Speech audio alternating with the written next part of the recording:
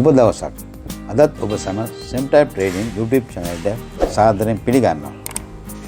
මම ඩික්සන් පෙරේරා. මම අද ඔබට හඳුන්වා දෙන්නේ අපායතනෙන් මගින් ගෙන්වන ප්ලාස්මා කටින් මැෂින් අතරින් Riland CUT 100 GT මැෂින පිළිබඳවයි. මෙවැනි ප්ලාස්මා යන්ත්‍රයෙන් මගින් කපන්න පුළුවන් ලෝහ ගැන කතා කරොත් අපිට පුළුවන් මයි ස්ටීල් කපන්න, ඒකම ස්ටේන්ලස් ස්ටීල් කපන්න ගන්න පුළුවන්, cast iron, bronze, copper, brass, ඒ අතරින් aluminium උත් අපිට කපන්න පුළුවන් මේ මැෂින් එක. ප්ලාස්මා වලින් අපි කපන විට අපිට පුළුවන් මෙන්න මේ ඇඩ්වාන්ටේජස් ටික ලබා ගන්න. ඇත්තටම ප්ලාස්මා වලින් කපනකොට අපිට මේ මෙටල් එක ලෝහය රත් වෙන්නේ නැහැ. අපිට ශනිකව කපා ගන්න පුළුවන්. මේ විදිහට කැපෙනකොට අපිට වෙන්නේ ඇත්තටම distortion එක. ඒ කියන්නේ ලෝහය ඇද යාම අපිට පුළුවන් තරම් අවම වෙනවා. ඒ නිසා ප්ලාස්මා වලින් කපන විට ලෝහය ඇද යාම හුඟක් අඩු වෙනවා. තව විශේෂයක් තමයි මේ අපේ කටින් ගැප් එක හුඟක් අඩු වෙනවා 1.5 වලට වගේ. අපි ගෑස් කටින් වලින් කපනකොට අපිට මේක ඊට වඩා ලොකු ගැප් එකකින් කැපෙන හින්දා අපිට බොර, ඒ කියන්නේ වෙල්ඩින් බොර වැඩි වශයෙන් එකතු වෙනවා. නමුත් ප්ලාස්මා මේ මැෂින් කපනකොට අපිට බොර කිසිවක්ම එකතු වීමක් සිදු වෙන්නේ නැහැ. තව විශේෂ කාරණාවක් සඳහන් කරනවා නම් අපිට ගෑස් කටින් වලදී අපිට ඔක්සිජන් වැය වෙනවා. ඒකම බර්නින් ගෑස් එක අපි LP හරි ඇස්ලීන් හරි පාවිච්චි කරන්න වෙනවා. ඉතින් මේ ගෑස් දෙක එකතුව ගත්තාම ඇත්තටම කටින් කොස්ට් එක හුඟක් වැඩි. නමුත් ප්ලාස්මා වලදී අපි පාවිච්චි කරන්නේ කම්ප්‍රෙසර් වලදී අපිට ඇත්තටම අපේ තියෙන කොස්ට් එක ගෑස් වලට යන කොස්ට් එක හුඟක් අඩුවෙන් යනවා. ඒ හින්දා අපිට වැඩි වාසියක් ගෙන දෙනවා ප්ලාස්මා වලින් කපන විට. අපි මේ මැෂින් එකෙන් කපන්න පුළුවන් ඝනකම බැලුවොත් මයි ස්ටීල් මිලි 1 ඉඳලා මිලි 30 වෙනකම් කපන්න පුළුවන්. ස්ටේන්ලස් ස්ටීල් සාමාන්‍යයෙන් මිලි 1 ඉඳලා මිලි 25ට යනකම් ගන්න පුළුවන්. නමුත් අපි කතා කරොත් copper, brass, bronze and aluminium ඊට වඩා අඩු ඝනකමින් තමයි අපිට කපන්න පුළුවන් වෙන්නේ. සාමාන්‍යයෙන් මිලි 15කට වගේ අපිට යන්න පුළුවන්. Riland CUT 100 GT මැෂින් එකේ තියෙන තවත් විශේෂත්වයක් තමයි මේක CNC මැෂින් එකට සපෝට් කරනවා. ඒ කියන්නේ අපි මේ මැෂින් එක CNC මැෂින් එකකට සපෝට් කරොත් ප්ලාස්මා ඒකෙන් ඒ වගේම අපිට මේක කැපීමට භාවිත කරන්න පුළුවන් මේ ප්ලාස්මා කට් එක. අපි දැන් බලමු ප්ලාස්මා Riland CUT 100 GT එකත් එක්ක එන ඇසසරිස් මොනවද කියලා. මේ ප්‍රධානම කොටස තමයි අපේ එන ප්ලාස්මා ටෝච් එක. ප්ලාස්මා ටෝච් එක එන්නේ P80 කියන මොඩල් එකෙන්. ඒකම මේකට ඇවිල්ලා තියෙනවා ගයිඩ් රෝල් ඇටැච්මන්ට් එකක්. කැපීමේ පහසුව සඳහා අපිට මේක ඩ්‍රැග් කරන්න ලේසි මේ විදිහට ටෝච් එක. අනිත් ප්‍රධාන කොටස තමයි අපේ එයාර් ෆිල්ටර් රෙගුලේටර් එක. ඒක ෆිල්ටර් එකක් සමග එන්නේ. අපිට ගේජ් එක තියෙනවා ප්‍රෙෂර් එක බලා ගන්න. අනිත් කොටස තමයි අපේ එන අර්ත් එක. 25,000 කනෙක්ටර් එකක් එක්ක diameter 15 mm අර්ත් එකක් එක්ක එන්නේ.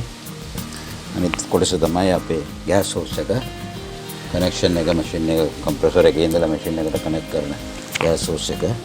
ඊට අමතරව එනවා 1.5 ප්ලාස්මා කටින් නෝසල් දෙකක්. ඒකම ප්ලාස්මා කටින් ඉලෙක්ට්‍රෝඩ් දෙකක්. තව එනවා CNC සපෝටින් කනෙක්ට් එක මැෂින් එක පිටිපස්සට සම්බන්ධ කරන. මේක අපිට කනෙක්ට් කරන්න පුළුවන්. මේක එන්නේ මේවා කනෙක්ටර්ස් වයර් 4ක් එක්ක අපිට කනෙක්ට් කරන්න තියෙන්නේ මේ කනෙක්ටර් එක. දැන් මේ ප්ලාස්මා යන්ත්‍රයට අපි පවර් සප්ලයි එක දීලා තියෙන්නේ. මේ සඳහා අපිට 3 phase කරන්ට් එක තමයි පාවිච්චි කරන්න වෙන්නේ. වෝල්ට් 380 ප්ලස් or මයිනස් 15 අපිට පාවිච්චි කරන්න පුළුවන් මේ මැෂින් එකට. මේ සඳහා අනිවාර්යයෙන්ම අර්ත් එක අපිට සම්බන්ධ කරන්න වෙනවා. මොකද ප්ලාස්මා වලදී අර්ත් එක අනිවාර්යයෙන්ම මැෂින් එකට සම්බන්ධ කරන්න ඕනේ. මේ අපිට පේන ඉන්ඩිකේටර් ලයිට් එකක් අපිට පත්තු වෙනවා කහ පාටට. මේකෙන් පෙන්වන්නේ ඇත්තටම ඕවර්හීට් වුණාමත් මැෂින් එක මේක පත්තු වෙනවා. ඒකම ලෝ ගෑස් ප්‍රෙෂර්. ගෑස් ප්‍රෙෂර් එක අඩු වුණාමත් මේ ලයිට් එක පත්තු වෙනවා. ඒ වගේම loss of phase එකක් අපි කියමු අඩුවෙන් එනවා නම් ඒත් මේ ලයිට් එක පත්තු වෙනවා. අපි මේ ස්විච් එක මේ ලයිට් එක පත්තු වෙන්නේ ඇත්තටම මේ ලයිට් එක පත්තු වෙන්නේ ඕවර් කරන්ට් ප්‍රොටෙක්ට් ඉන්ඩිකේටර් එකක් හැටියට. ඒ කියන්නේ අපිට සාමාන්‍යයෙන් ඇම්පියර් 415ට වඩා ඕවර් කරන්ට් එකක් ඉන්පුට් කරන්ට් එකක් ආවොත් මේ ලයිට් එක මෙතන පත්තු වෙනවා. මේ ටච් බටන් එකෙන් පෙන්වන්නේ අපිට ටච් බටන් එක එකපාරක් ප්‍රෙස් කරොත් අපිට පුළුවන් මේ තියෙන්නේ අපිට මේ කියන්නේ ප්ලාස්මා ටෝච් එක දැන් කටින් වලට ලෑස්තියි කියලා මේ ඉන්ඩිකේටර් ලයිට් එකෙන් සුලපාට ඉන්ඩිකේටර් පෙන්වන්නේ මේක කටින් වලට අපි දාගත්තා. ඊට පස්සේ අපි නැවත වරක් ප්‍රෙස් කරොත් අපිට ගෑස් ෆ්ලෝ එක චෙක් කරගන්න පුළුවන්. මෙතන එන කොච්චරද කියලා. මෙතනින් අපිට ගෑස් ෆ්ලෝ එක පෙන්වනවා. මේ ටච් බටන් එකෙන් අපිට පෙන්වන්නේ අපිට 2T ෆන්ක්ෂන් එකටයි 4T ෆන්ක්ෂන් එකටයි මාරු වෙන්න පුළුවන්. දැන් මම මේක 2T වලට දානවා. මේ කොළපාට ලයිට් එක 2T වලට වැටුණා. 2T කියලා කියන්නේ ප්ලාස්මා ටෝච් එක අපි ට්‍රිගර් එක ප්‍රෙස් කරගෙනම ඉන්න ඕනේ කපන්න. නමුත් අපි 4T වලට මාරු කරොත් අපි ප්ලාස්මා ටෝච් එක එකපාරට ට්‍රිගර් කරලා අතහැරියාම කැපෙන්න පටන් ගන්නවා. ඒ කැපෙනකොට කැපීලා ඉවර වෙනකොට නවත්තන අවස්ථාවේදී අපිට නැවත වරක් අපිට තියෙන්නේ ප්ලාස්මා ටෝච් එකේ ට්‍රිගර් එක ප්‍රෙස් කරන්න කටින් නවත්තන්න. අපිට මේ නොබ් එකෙන් පෙන්වන්නේ අපිට අවශ්‍ය යොදා ගන්න පුළුවන් ඇම්පියර් ප්‍රමාණය. ඒ කියන්නේ අපි ඝනකම ලෝහයේ ඝනකම අනුව අපිට ඇම්පියර් 20 ඉඳලා අපිට මේක වැඩි කරන්න පුළුවන් ඇම්පියර්ස් 100 දක්වා. මේ වේරියබල් එකෙන් අපිට අවශ්‍ය කරන ඝනකමට අවශ්‍ය කරන ඇම්පියර් ප්‍රමාණය සකසා ගන්න පුළුවන්. එතකොට අපි ගත්තොත් මේ තියෙන්නේ එයා ප්‍රෙෂර් රෙගුලේටර් එක අපිට පුළුවන් මේක කොච්චර බාර් වලට කියන්න පුළුවන්ද කියලා. ඇත්තටම අපිට මේ මැෂිම වැඩ කරනවා නම් අපිට බාර් 6කට වඩා වැඩි ප්‍රමාණයක් යන්න ඕනේ මැෂිමේ ෆන්ක්ෂන් එක සෙන්ස් කරගන්න. ඉතින් මේ මගින් අපිට බලා ගන්න පුළුවන් එයා ෆ්ලෝ එක කොච්චර එනවද කියලා බාර්.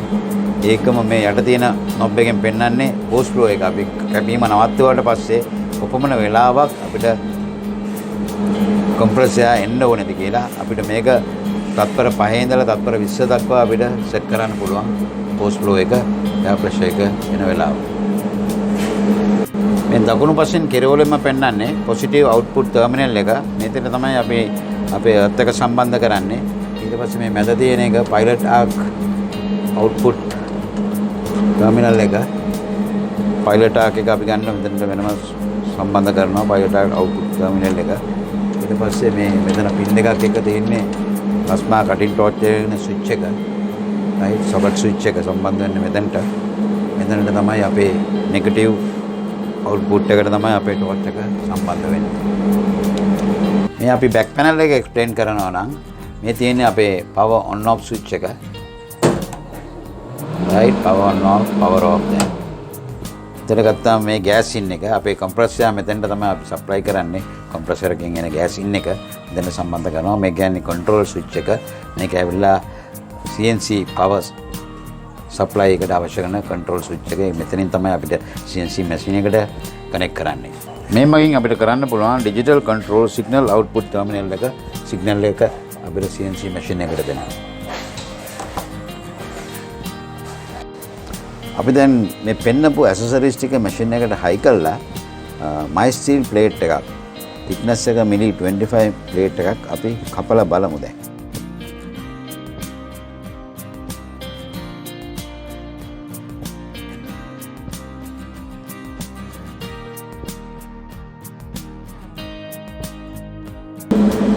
දැන් අපි මැෂින් එක ඔන් කරා. දැන් අපිට පේනවා උඩින්ම තියෙන ඉන්ඩිකේටර් ලයිට් එක කහ පාටටපත් වෙනවා. ඒ කියන්නේ අපේ මැෂින් එකට අවශ්‍ය කරන එයා ප්‍රෙෂර් එක නැහැ.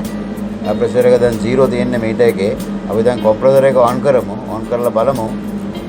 අපි හරි. අපි දැන් මෙතනදී ලයිට් එක ඔෆ් වුණා. ඒ කියන්නේ අපේ මැෂින් එකට කොම්ප්‍රෙසර් ආවා. අපි මේක තියලා තියෙන්නේ කොම්ප්‍රෙසර් 6කට පොඩ්ඩක් වැඩිපුර තියලා තියෙන්නේ.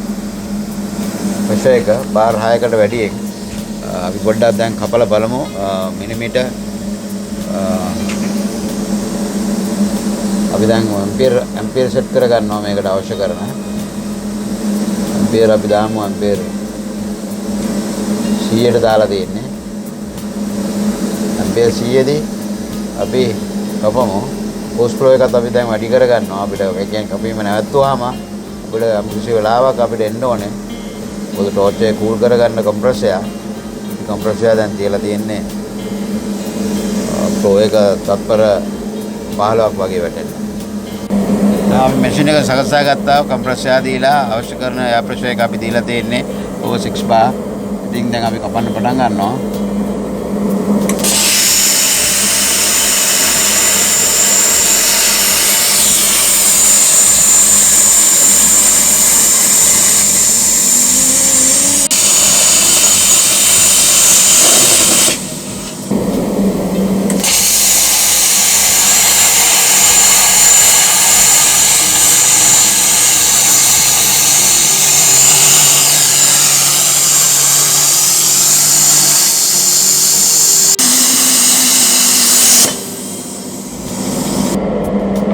මේක අපි කැපුවා 25 mm MS ප්ලේට් එක. අපි කිව්වා ඉස්සෙල්ලාම මේක රත් වෙන්නේ නැහැ කියලා. මේ දෙන්නේ කපපු ගමන් මම අල්ලන්නේ. මේක රත් වෙලා නැහැ ඇත්තටම. ඉතින් රත් වීම අඩු වෙනවා කියන්නේ අපිට වෝක් වෙන ප්‍රමාණය උඟක් අඩු කරගන්න පුළුවන්. අන්තිම ෂාප් කට් එකක් තියෙනවා.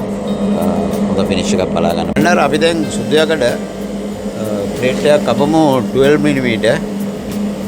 මේ මැෂින් එක මගේ.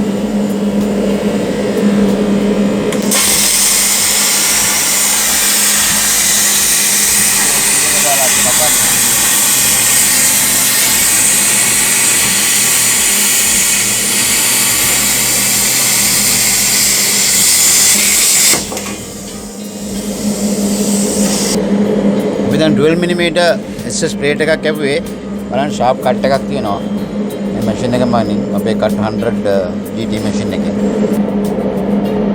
බලන්න ඔයගලන්ට පුළුවන් අල්ලන්න මේක රත් විදලා අපි දැන් 6 mm ඇලුමිනියම් ප්ලේට් එකක් කපලා බලමු අපි ඒකට සාමාන්‍යයෙන් අපේ ඇම්පියර් ප්‍රමාණය අපි අඩු කරනවා ඇම්පියර් 85කට හරි බලන්න ඔය 6 mm ඇලුමිනියම් ප්ලේට් එක දැන් කපන්න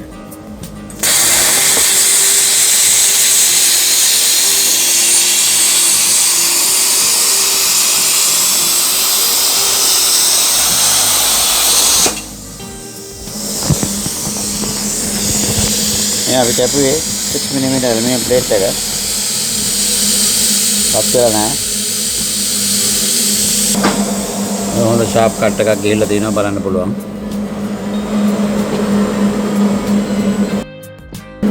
බලන්න අපි දැන් 10 mm ආස්තන් ප්ලේට් කැල්ලක් කපලා බලමු.